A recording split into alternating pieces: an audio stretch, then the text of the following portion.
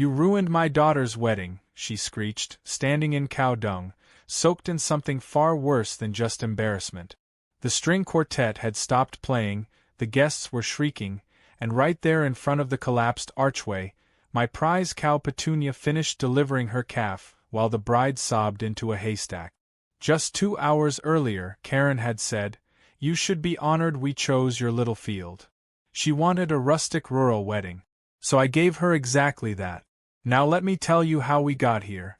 It all started on a breezy Tuesday afternoon, when I was out by the east field fixing a broken fence post.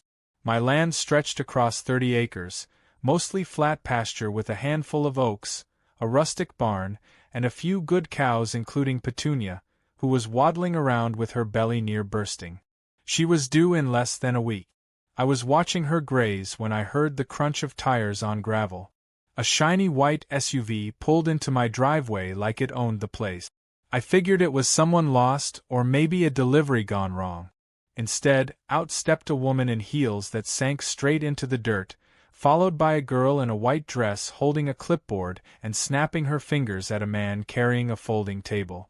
The woman marched over with a bright white smile stretched too tightly across her face. She introduced herself as Karen and immediately launched into her pitch. Her daughter was getting married and she had just discovered the perfect venue on Pinterest. Turns out, the venue was a photo someone took of my pasture last fall when the leaves were turning gold and Petunia stood near the fence looking majestic. Karen saw it online and tracked it down like she was booking a hotel room. I blinked at her, confused, and said, "This is private property." She laughed like I had made a joke. "Well, of course it is, but think about how amazing it would be for your little farm to host something so beautiful." I didn't laugh back. I told her clearly, "This land's not for rent. My cows are about to calve and I don't want noise or strangers near them." Her expression hardened like milk gone sour. The daughter rolled her eyes and muttered something about bumpkin vibes. Karen tried a softer tone and said, "It's just a field, honey. You don't have to do anything. We'll bring our own stuff, keep it clean, and be out by sunset. We're doing the ceremony right where that cow is standing." She pointed directly at Petunia, who mooed like she knew exactly what was being said. I told her again, firmer this time. "No. That wasn't a suggestion. That land wasn't a venue. That cow was practically family." Karen's smile vanished completely and she snapped, "You'll regret being so difficult." Then she stormed back to her car. I figured that was the end of it. Spoiler alert, it wasn't. 3 days later, I found wooden stakes in the ground with neon ribbon marking an aisle, folding chairs stacked against my barn, and 2 men measuring for some kind of arch. I lost it. I told them to leave immediately, and they said they'd been hired to set up for a wedding scheduled for Saturday. I told them if they didn't want to meet the sheriff, they'd better start unsetting. They left, grumbling. That night, I drove into town and saw posters in store windows that made my blood boil. A dream rural wedding location, RSVP now, ceremony at sunset. Right there under a stock image of some fake bride was my actual address. The next morning, Karen showed up again, this time with an actual sheriff in tow. My heart dropped until I saw who it was, my cousin Jake. She had told him I was illegally blocking public land. Jake stood on my porch with an amused grin while Karen threw her arms around and demanded I be arrested. Jake slowly turned to her and said, "Ma'am, this is my cousin's land. It's not only private, it's registered as agricultural property under state protection." Karen's face twisted as she screamed about discrimination, favoritism, and how she'd already paid for the wedding. Jake asked, "Paid who?" And she snapped, "Vendors. You think they're going to refund me because a cow said no?" When she realized the law wasn't on her side, she left in a cloud of dust. But then things got weirder. The very next day, I got a letter from the zoning office. It claimed my property had been temporarily approved for a one-day event permit. The name listed was Karen D., and the signature didn't even match the clerk's name. I made a few calls and found out Karen had leaned on a friend in the office to push the papers through without my signature. That was illegal. I gathered the evidence and emailed it directly to the state commissioner. But I also started planning for Saturday. If they were going to crash my land, I was going to let nature handle the rest. I moved Petunia back to her usual grazing spot, right in the center of the so-called aisle. I reinforced the fence, called my vet for a standby visit, and even installed a new motion-activated camera that covered the field. Petunia was huge and restless. It was clear she was getting close. I began to hope, maybe even pray, she'd time her birth just right. Because if these people wanted rural, it was about to get real. Saturday morning came bright and hot. A parade of fancy cars rolled in before I could even finish my coffee. I stayed inside. I wasn't going to cause trouble unless they did first. But the moment I saw someone setting up a champagne bar next to my haystack, I stepped outside with my phone recording. Karen came marching over in a pantsuit that clearly wasn't made for farm air and said, "Just enjoy the view. This will be over before you know it." I didn't reply. I just looked over at Petunia, who was pacing now, swishing her tail. By 3 p.m., chairs were filled, the bride had arrived, and music drifted across my field. Karen stood proudly in the front row. I leaned against the fence and watched. The officiant began speaking. The bride wiped a tear. And then, right in the middle of the vows, Petunia let out a long, groaning moo. Everyone turned. The vet, who I had quietly called that morning, gave me a thumbs up from the barn. It was go time. What happened next was so perfect it felt like divine timing. Petunia dropped down to the ground, legs stretched, eyes wide, and started laboring in full view of the wedding guests. The bride screamed. A groomsman puked. Karen tried to demand someone move that creature. But the vet stepped in, gloved hands ready, and said, "Ma'am, you touch her, I file animal interference charges." The guests scrambled. The quartet stopped mid-note. And right there on the grass, under the sun-drenched sky, Petunia gave birth. Karen turned white. The bride sobbed and shouted that her dress smelled like cow. I calmly stepped forward and said to Karen, "You wanted rural." That's when the real show started. But that's a story for Chapter 2. By the time the calves' hooves were visible, half the guests had already abandoned their chairs. Some climbed onto their car hoods for safety, as if the cow might charge through chiffon and cake tiers. Others just wandered off into the oak grove in disbelief, clutching their phones and fanning themselves like they'd stumbled into a National Geographic documentary. I could hear a woman yelling that her shoes cost more than my entire farm. My response was simple. They were probably overpriced and still sinking in my mud. Karen, however, stood her ground like a general refusing to lose a battle.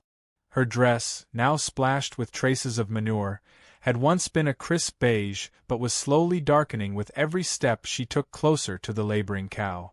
Her face had gone from flushed red to blotchy purple, like a bottle of wine ready to explode.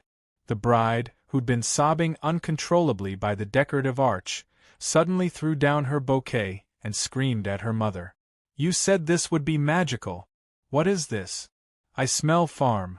The vet, Dr. Hobbs, knelt beside Petunia with an almost zen-like calm.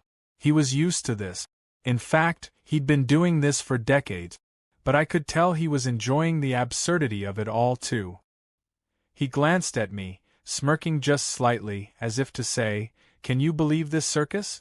Petunia strained again, another groan echoing across the pasture, and the first slick shine of the calf's head began to crown. I stayed by the fence, sipping lemonade and watching it unfold like the strangest episode of a reality show you never wanted to audition for. Then came the next layer of insanity. Karen, still attempting to salvage her illusion of a fairy tale wedding, shouted for the string quartet to keep playing. One of the violinists gave her a horrified look and backed away, muttering something about allergies and trauma. But Karen wasn't letting go.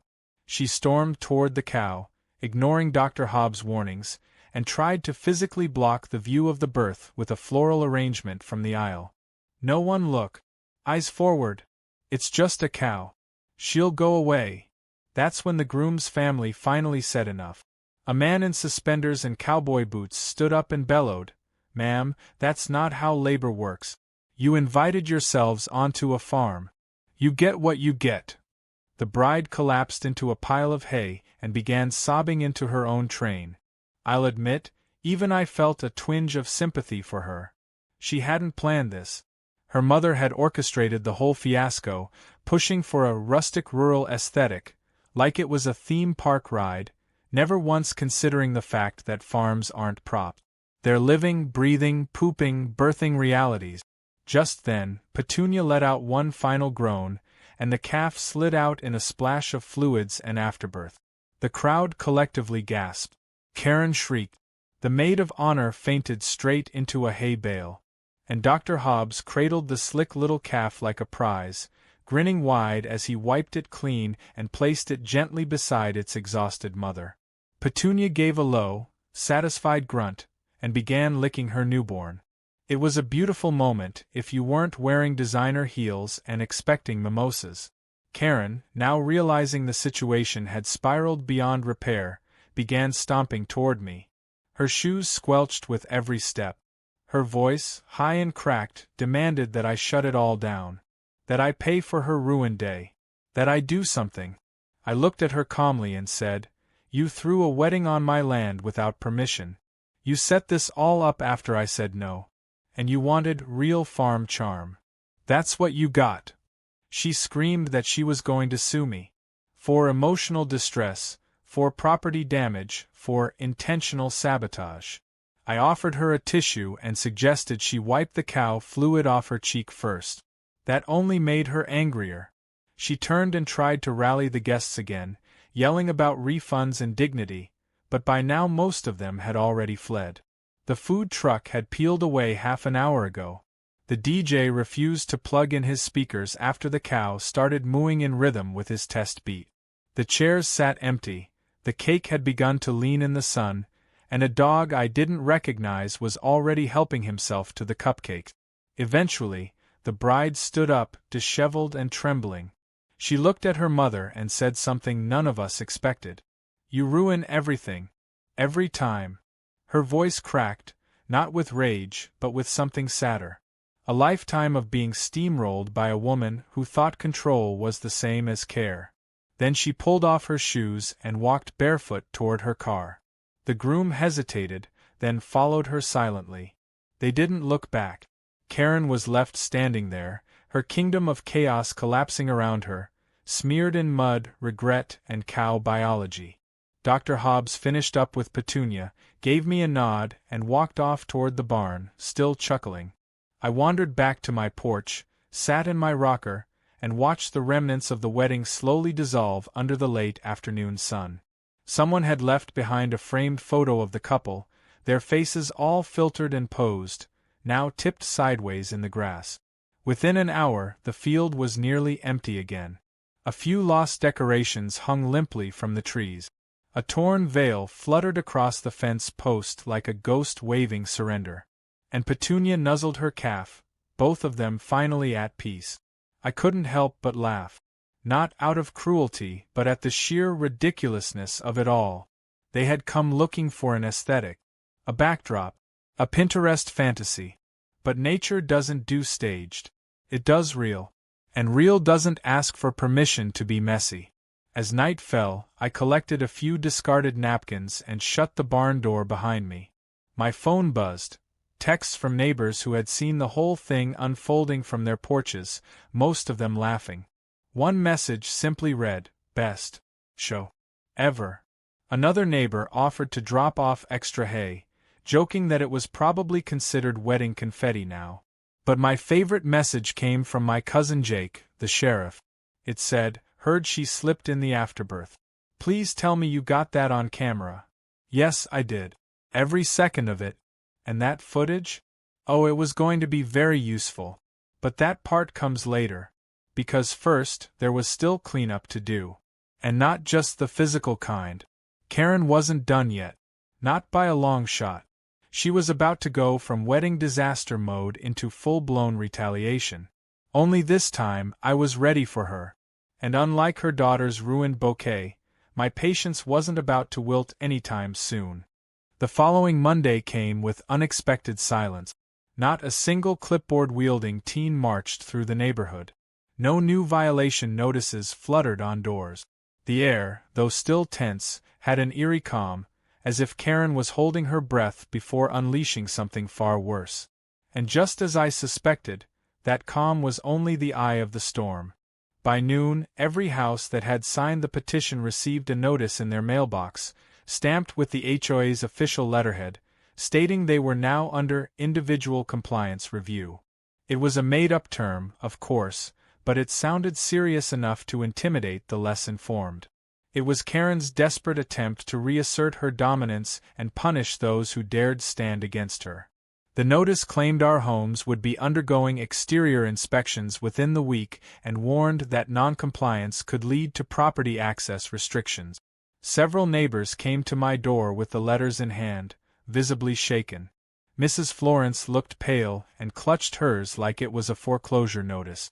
One young couple with a newborn was convinced they were going to be evicted for leaving their stroller on the front porch. I knew then Karen wasn't just retaliating, she was weaponizing fear again. And this time, she wasn't even pretending to follow protocol. I told everyone to remain calm and reminded them of the petition. We had evidence. We had support. We had the attention of the oversight board now. Still, fear spreads faster than truth, and Karen knew that. She'd ruled this neighborhood not with fairness, but with a sustained campaign of intimidation wrapped in paperwork and technicalities. Now she was just turning the volume up, hoping we'd back off before the real hammer dropped. But I was done playing defense. That afternoon, I called Diane and Rudy and we organized a follow-up gathering, not on my porch this time, but at the community park down the street. We made it public. No more hushed meetings. We printed flyers and handed them out during evening walk. People showed up. Chairs were unfolded, lemonade was poured, and for the first time, someone brought a microphone. Rudy stood tall and read aloud some of the more ridiculous citations he'd collected over the years, including one where Karen fined him for having excessive American spirit because he flew a flag on Memorial Day and 4th of July. People laughed, clapped, and started sharing their own stories. It wasn't a protest, it was a release. A shared sigh of relief that we weren't crazy or alone. Karen, of course, showed up halfway through the meeting, flanked by two of her hand-picked HOA enforcers. She stood at the edge of the gathering like a shadow refusing to be ignored, arms crossed and mouth tight with fury. When someone offered her a chair, she declined. When Diane offered her the microphone, she waved it off and pulled out a stack of papers, claiming she had urgent announcements to distribute. Rudy intercepted her and said loudly enough for everyone to hear, "Unless it's an apology and your resignation, we're not interested." Karen turned red and snapped that we were all in violation of HOA Code 7.3, unauthorized gatherings in common spaces.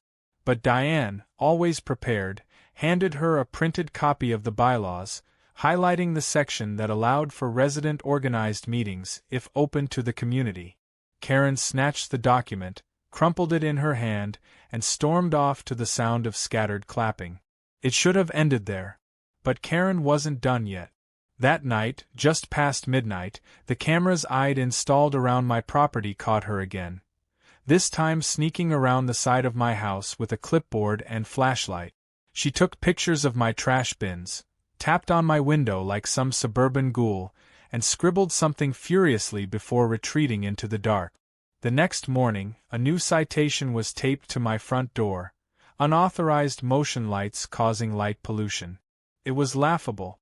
The lights had been installed years ago, and approved by the board at the time, but Karen was reaching now, clawing at anything she could twist into an offense. I emailed the footage directly to the Oversight Committee and included a short note, in case you need further proof of harassment. Within 2 hours, I received a response. They had officially opened a misconduct investigation into the HOA's leadership.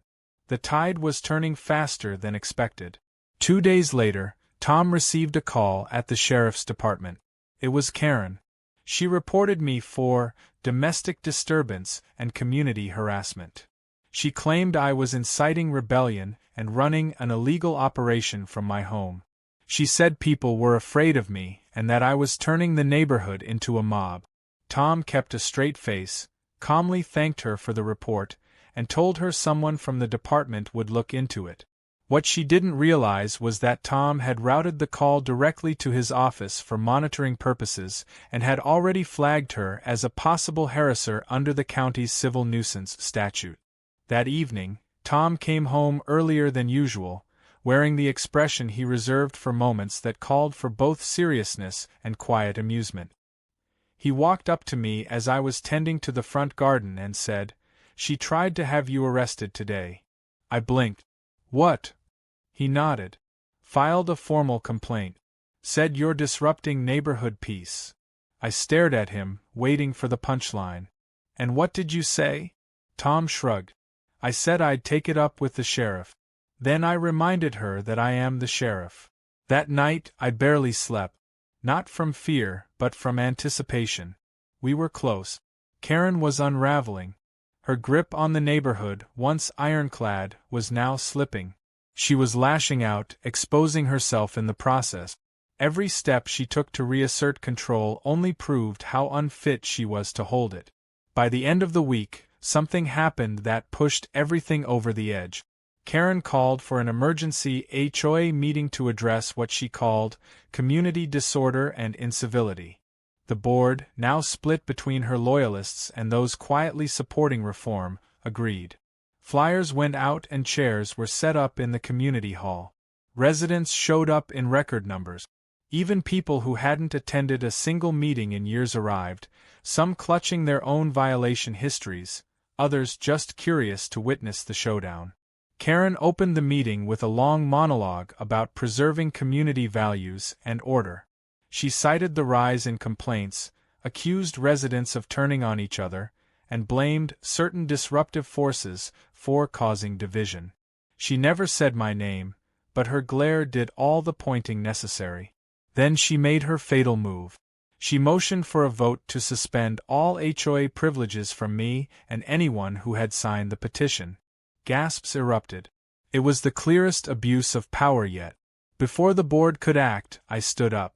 Calmly, I asked for the floor. Karen objected, but the board overruled her. I walked to the front, took a deep breath, and played the security footage on the projector.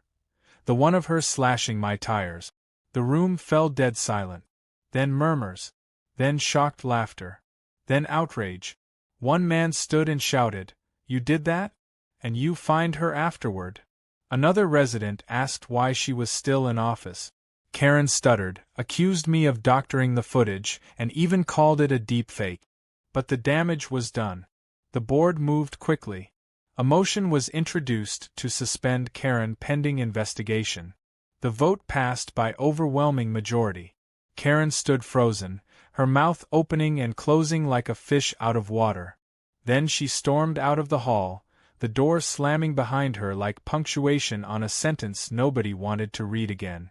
As the meeting ended, neighbors surrounded me with thanks, hugs, and a few, about time, whispers. We'd cracked the dam and now the water was flowing. Karen's rule had ended not with an explosion but with exposure. And I had a feeling she hadn't even realized how far she'd pushed us until it was too late. But that realization was hers to wrestle with. We were done being afraid. The community had found its voice again, and it was loud enough now to drown out even the sharpest clipboard. The breaking point came exactly 8 days after the wedding. It was a Sunday morning, and I had just finished pouring feed for the chickens when I heard yelling from the front gate. Not the kind of yelling you hear in arguments or petty complaint. This was theatrical, rage-filled, and echoing off the trees like a one-woman protest rally. I stepped out, wiping my hands on my jeans, and there she was, Karen, dressed in what I could only assume was her version of casual rural wear, a flowy top, pearl necklace, and white pants that were already picking up streaks of dust. In one hand she held a clipboard, in the other, a manila folder she waved like a weapon. She shouted that I was a disgrace, that I had violated her rights, that I was personally responsible for the psychological damage her daughter now carried like a scar. She threw the folder toward the gate. It hit the gravel and fluttered open, papers scattering like leaves. I didn't move from the porch. I just watched. She ranted about emotional devastation, about social media humiliation, and how I had maliciously destroyed the most important day of her daughter's life. She screamed about the mud, the cow, the smell, the memes, the nicknames people had given her online. I wasn't sure whether to laugh or call the sheriff. But then she said something that made me walk down the steps. She said she'd found a way to file a temporary injunction. That she'd spoken to someone at the county office who promised to correct the mistake and formally designate part of my land as shared HOA property under some obscure development rule from the early 2000s. She called it a zoning oversight. I didn't laugh this time. I asked who she'd spoken to. She refused to say. I told her calmly, "This isn't a game, Karen. You step on my land again, you'll be answering to more than just me."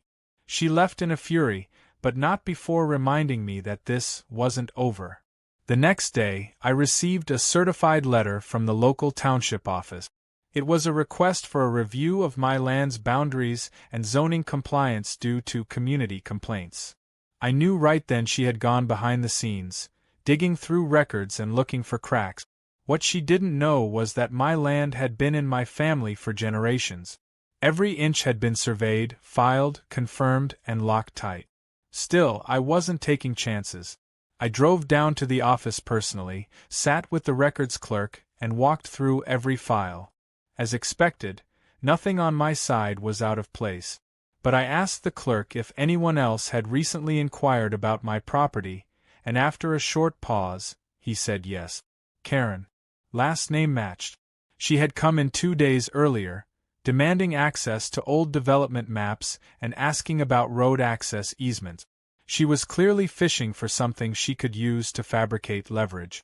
I thanked the clerk and drove home, adrenaline quietly burning under my skin. The next move came 2 days later. A letter appeared in my mailbox, this time from an attorney representing the homeowners association from Karen's neighborhood, which sat 2 miles east of my property line.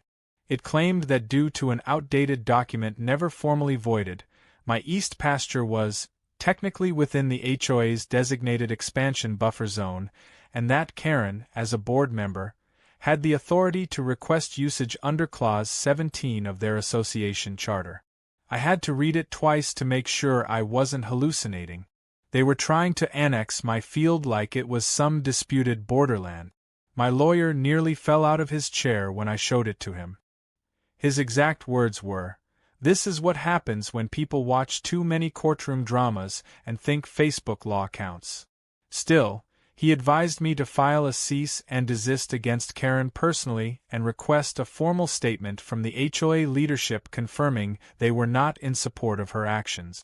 Within 2 days I had both. The HOA president, a tired-looking man named Walter, called me himself to apologize. Apparently, Karen had not only acted alone but had also misrepresented her position on the board. She was being removed from her post at the next meeting. Her obsession had crossed the line into liability. But even as her schemes unraveled, Karen doubled down. She filed a noise complaint claiming my livestock created a hostile auditory environment. Then she reported me to the EPA for alleged water contamination caused by agricultural runoff during an unsanctioned animal birthing. The inspector who came out was a younger guy named Vince, who laughed the minute I explained what happened.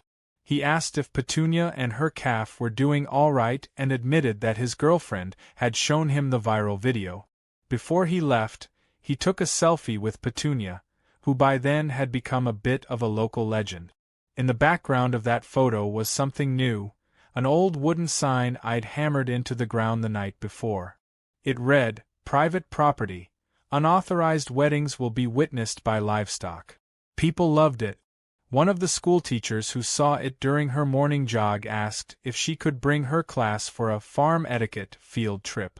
I agreed, and a week later, 20 bright-eyed kids were sitting on hay bales listening to a story about Petunia's heroic moment and why respect for landowners matters. But Karen hadn't hit her rock bottom yet. That came when she showed up, again, this time with a small camera crew. Not a major news outlet, but a local YouTube channel that claimed to do justice exposure videos. She told them I had threatened her, endangered her guests, and used my animals to intimidate peaceful citizens. I let them roll for exactly 3 minutes before I walked out with a speaker in one hand and my camera in the other. I played a recording of her yelling at the wedding guests, berating her daughter, and threatening my vet. When the cameraman realized what was happening, he turned to Karen and said, "Wait, you never told us you weren't invited." She snapped, tried to grab his camera, and ended up slapping it right out of his hands. It hit the ground with a thud. So did her credibility. That video ended up online too. Combined with the wedding fiasco footage, it painted a clear picture. The story reached far beyond our town. By the end of the week, Karen had locked all her social accounts.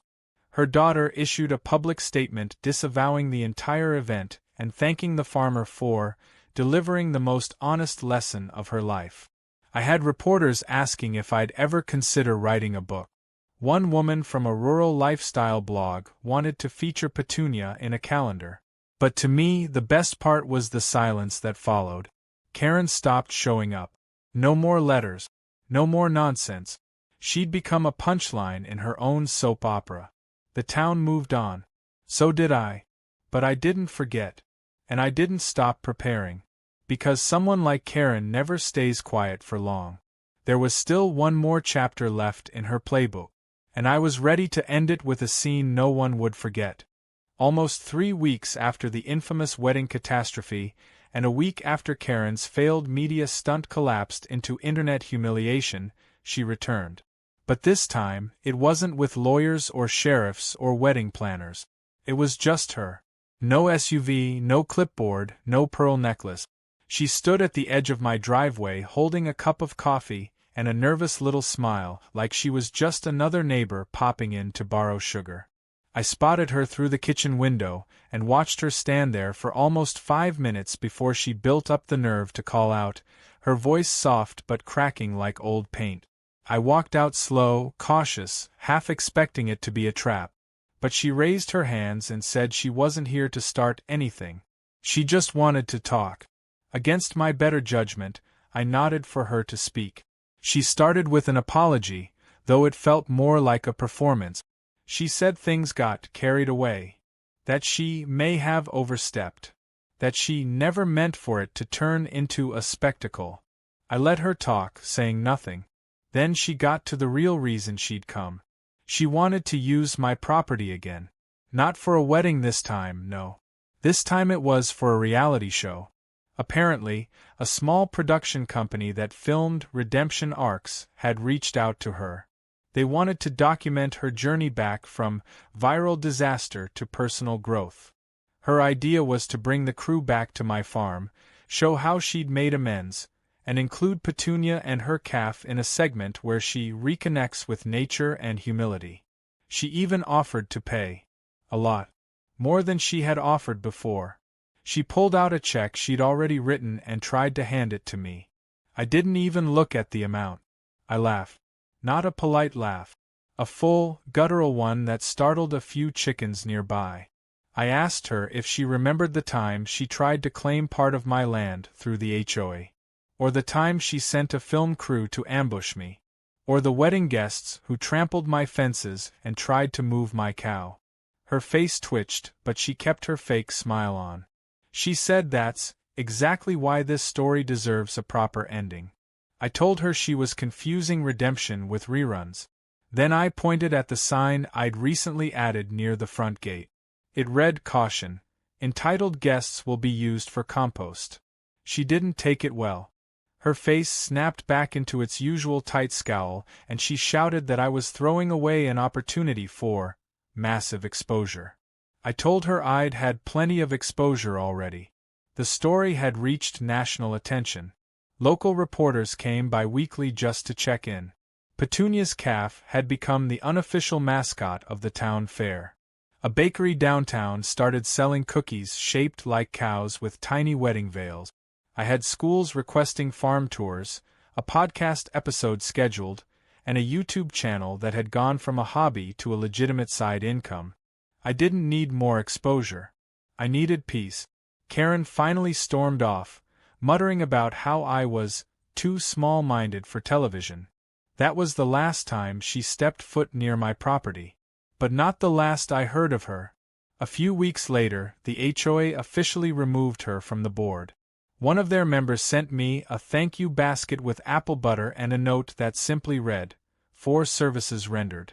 Her daughter, who I hadn't heard from since the wedding, actually sent a handwritten letter. She said she'd moved out of her mother's home, started therapy, and found a job at a local animal shelter. She thanked me for being the moment of truth I didn't know I needed. I read that one twice. Then I pinned it to my fridge next to a drawing of Petunia made by a second grader from the school tour group. Life settled into a rhythm again. The fields were quiet. The grass grew back.